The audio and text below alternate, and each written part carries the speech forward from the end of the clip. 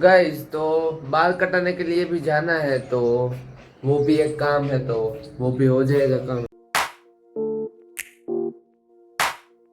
Hey guys, welcome back to my new video of my channel. And फिलहाल मैं अभी मेरे घर पे हूँ और आज मैं घर से शूट कर रहा हूँ और बढ़िया लग रहा है, मजा भी आ रहा है गाइस। तो गाइस है ना गाइस, आपको देखो कितना बढ़िया हो रहा है और बहुत ही ठंड है और बहुत ही पवन है गाइस। बहुत ही पवन चल रहा है गाइस यहाँ पे तो गाइस। और ठंड है और ऊपर से मैंने जैकेट भी डाल नहीं रखा है, तो ज्यादा लग रही है ठंड गाइस। तो बाल कटाने के लिए भी जाना है, तो वो भी एक काम है, तो वो भी हो जाएगा काम है।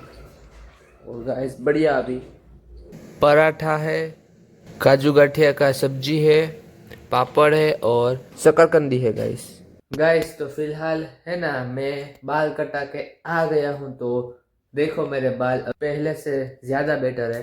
यहाँ पे एंड करते हैं, तो लाइक करना, subscribe and thanks for watching. Good bye.